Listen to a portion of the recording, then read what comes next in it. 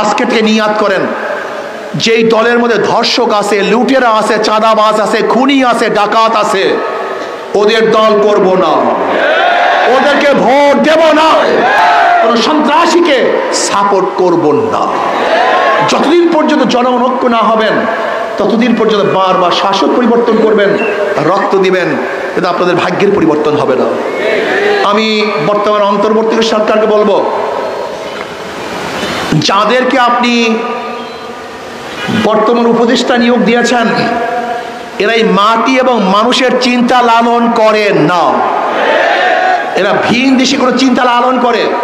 স্পষ্ট ভাষায় বলতে চাই, যদি বিতর্কিত উপদেষ্টাদেরকে আপনি এখনো প্রত্যাহার না করেন, তাহলে হয়তো বা আপনার বিরুদ্ধে আন্দোলন শুরু করতে হবে, আপনার বিরুদ্ধে লড়াই করতে হবে, যেটা আমরা চাই না।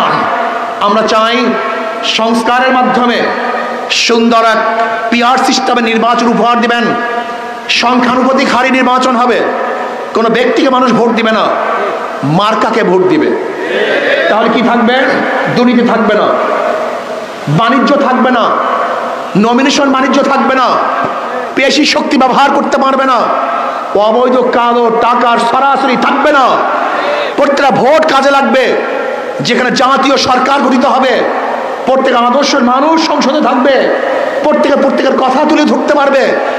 বিহার সিস্টেমে নির্বাচন হলে ফ্যাসিস্ট আর তৈরি হবে না, জালেম তৈরি হবে না, খুনি তৈরি হবে না, লক্ষ লক্ষ কোটি টাকা বিদেশি পাচারকারী কোন দল আর বাংলাদেশে থাকবে না। মার্কাকে ভোট দিবে, ধরে নেন যদি হাত পাকা মার্কা কোটা ভোটের 30% ভোট পায়, তাহলে তাদের 90 জন সংসদ সদস্য সংসদে যাবে। কথাটা বোঝাতে পারি নাই? কোনো ভোট মিসিং হবে না। কাজে আসুন, পিআর সিস্টেমে নির্বাচন চাই, 92% মুসলমানদের দেশে ইসলামের হুকুমত চাই। কি রাজি আছেন ইনশাআল্লাহ? কি চাই ভাই?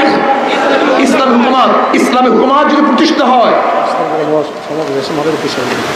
যদি ইসলামী হুকুমত প্রতিষ্ঠিত হয়, তাহলে ইনশাআল্লাহ গরিব দুঃখী মেহনতি মানুষের প্রত্যেকটা মানুষের অধিকার প্রতিষ্ঠিত হবে, সাম্য মানবিক মর্যাদা সামাজিক ন্যায় বিচার প্রতিষ্ঠিত হবে। আল্লাহ আমাকে এবং আমাদের সবাইকে ইসলামী হুকুমতের জন্য সর্বোচ্চ চেষ্টা করার তৌফিক দান করেন। রাজি আছেন ইনশাআল্লাহ?